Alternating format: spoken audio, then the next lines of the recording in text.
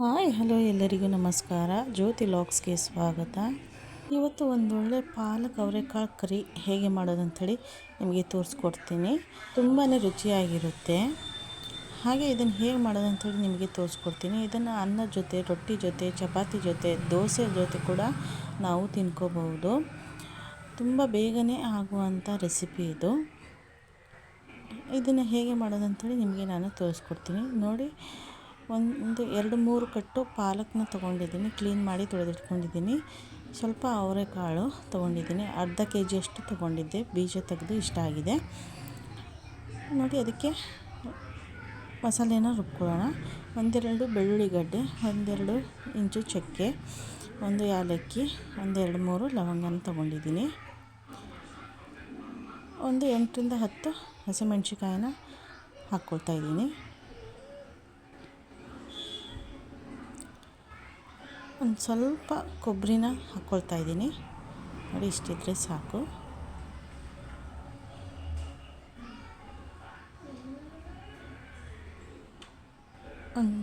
ಒಂದು ಇಂಚು ಶುಂಠಿನ ತೊಗೊಂಡಿದ್ದೀನಿ. ಸ್ವಲ್ಪ ಕೊತ್ತಂಬರಿ ಹಾಕ್ಕೊಳ್ತಾ ಇದ್ದೀನಿ. ಇಷ್ಟೇ, ಇದಕ್ಕೆ ಪೇಸ್ಟು ಸಾಕು. ಇದನ್ನು ರುಬ್ಕೊಳ್ಳೋಣ.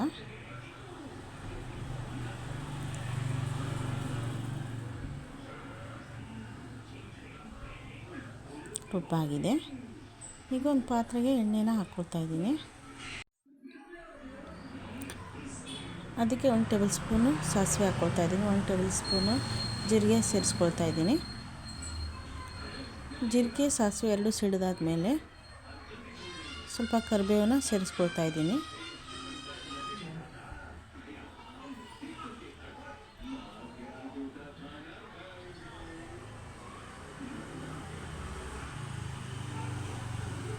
ಸ್ವಲ್ಪ ಈರುಳ್ಳಿ, 1 ಈರುಳ್ಳಿ ಕಟ್ ಮಾಡಿ ಸೇರಿಸ್ಕೊಂಡಿದ್ದೀನಿ.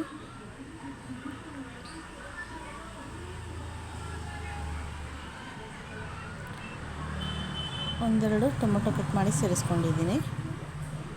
ಟೊಮೊಟೊ ಈರುಳ್ಳಿನ 1-2 ನಿಮಿಷ ಫ್ರೈ ಮಾಡ್ಕೊಳ್ಳೋಣ. ನಂತರ ಕ್ಲೀನ್ ಮಾಡಿ ತೊಳೆದು ಕಟ್ ಮಾಡಿ ಇಟ್ಕೊಂಡಿರುವಂತಹ ಸೊಪ್ಪನ್ನ ಇದಕ್ಕೆ ಸೇರಿಸ್ಕೊಳ್ತಾ ಇದ್ದೀನಿ.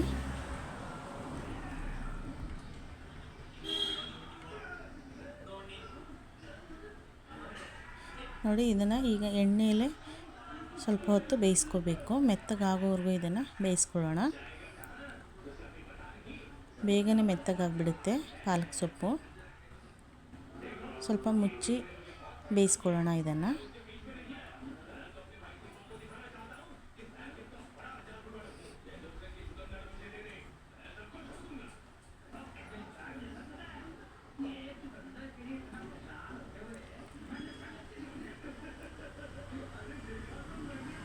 ನೋಡಿ, ಸ್ವಲ್ಪ ಉಪ್ಪು ಹಾಕಿ ಇನ್ನೊಂದು ಸತಿ ಬೇಯಿಸ್ಕೊಳ್ಳೋಣ ಮುಚ್ಚಿಟ್ಟು. ಬೇಗ ಮೆತ್ತಗಾಗುತ್ತೆ.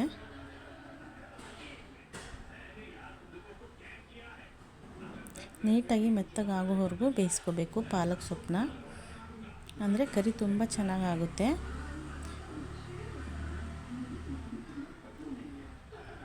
ಪಾಲಕ್ ಸೊಪ್ಪಿನ ಫ್ಲೇವರ್ ಎಲ್ಲ ಬಿಟ್ಕೋಬೇಕು ಎಣ್ಣೆಯಲ್ಲಿ, ಅಂದರೆ ತುಂಬ ಟೇಸ್ಟ್ ಕೊಡುತ್ತೆ ಇದು.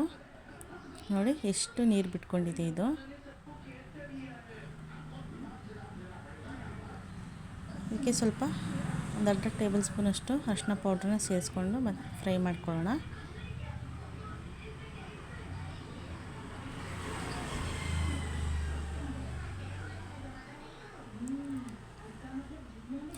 ರುಬ್ಬಿಟ್ಕೊಂಡಿರುವಂತಹ ಮಸಾಲೆನೂ ಕೂಡ ಇದಕ್ಕೆ ಸೇರಿಸ್ಕೊಳ್ತಾ ಇದ್ದೀನಿ. ಇದು ಹಸಿ ವಾಸನೆ ಹೋಗೋವರೆಗೂ ಇದನ್ನು ಫ್ರೈ ಮಾಡ್ಕೋಬೇಕು, ಬೇಯಿಸ್ಕೋಬೇಕು. ನೋಡಿ, ಮಿಕ್ಸಿ ಜಾರಿಗೆ ಸ್ವಲ್ಪ ನೀರು ಹಾಕಿ ಅದನ್ನು ಕೂಡ ಸೇರಿಸ್ಕೊಂಡಿದ್ದೀನಿ.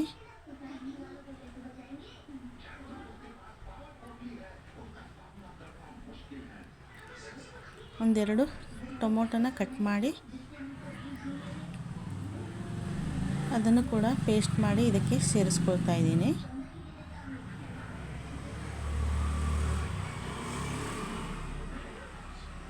ಒಂದೆರಡು ಈರುಳ್ಳಿ ಕೂಡ ಕಟ್ ಮಾಡಿ ಪೇಸ್ಟ್ ಮಾಡಿ ಇದಕ್ಕೆ ಸೇರಿಸ್ಕೊಳ್ತಾ ಇದ್ದೀನಿ.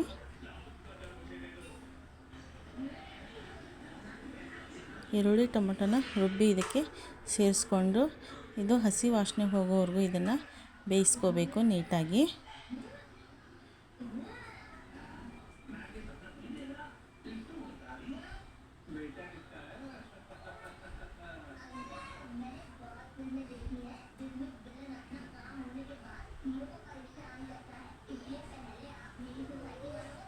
ಸ್ವಲ್ಪ ಉಪ್ಪನ್ನು ಸೇರಿಸ್ಕೊಳ್ತಾ ಇದ್ದೀನಿ. ಉಪ್ಪನ್ನು ನೋಡಿಕೊಂಡು ಸೇರಿಸ್ಕೊಳ್ಳಿ. ಮೊದಲಿಗೂ ಸ್ವಲ್ಪ ಉಪ್ಪು ಸೇರಿಸ್ಕೊಂಡಿದ್ದೀವಿ, ಹಾಗಾಗಿ ನೋಡಿಕೊಂಡು ಸೇರಿಸ್ಕೋಬೇಕು.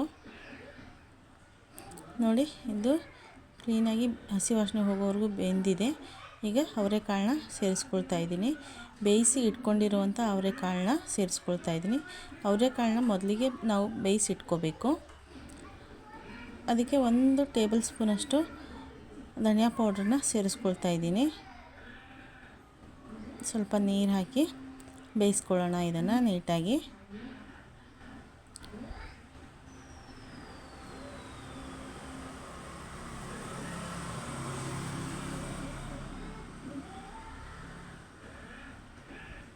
ಇದು ಚೆನ್ನಾಗಿ ಬೇಯಬೇಕು.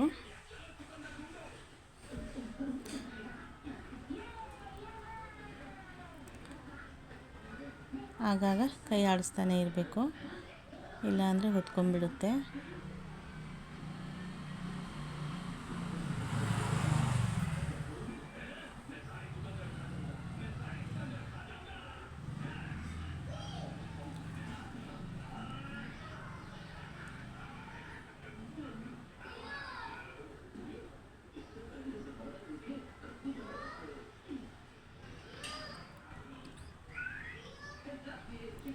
ನೋಡಿ, ಇದಾಗಿದೆ.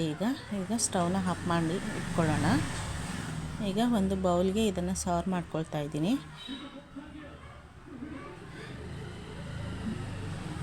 ನೋಡೋದಕ್ಕೂ ಕೂಡ ತುಂಬಾ ಚೆನ್ನಾಗಿರುತ್ತೆ, ತುಂಬಾ ಟೇಸ್ಟಿಯಾಗಿರುತ್ತೆ. ಅನ್ನದ ಜೊತೆ, ಚಪಾತಿ ಜೊತೆ, ರೊಟ್ಟಿ ಜೊತೆ, ದೋಸೆ ಜೊತೆ ಕೂಡ ನಾವು ತಿನ್ಕೋಬೋದು. ತುಂಬಾ ರುಚಿಯಾಗಿರುತ್ತೆ. ಈ ವಿಡಿಯೋ ನಿಮಗೆ ಇಷ್ಟ ಆಗಿದೆ ಅಂದ್ಕೋತೀನಿ. ಯಾರಿಗೆಲ್ಲ ಈ ವಿಡಿಯೋ ಇಷ್ಟ ಆಗಿದೆಯೋ ಒಂದು ಲೈಕ್ ಕೊಡಿ, ಕಮೆಂಟ್ ಮಾಡಿ, ಶೇರ್ ಮಾಡಿ, ಹಾಗೆ ಹೆಚ್ಚಿನ ಜನರಿಗೆ ಶೇರ್ ಮಾಡಿ. ಇದೇ ಥರ ವಿಡಿಯೋಗಳಿಗಾಗಿ ನನ್ನ ಚಾನಲ್ನ ಸಬ್ಸ್ಕ್ರೈಬ್ ಮಾಡ್ಕೊಳ್ಳಿ. Thank you.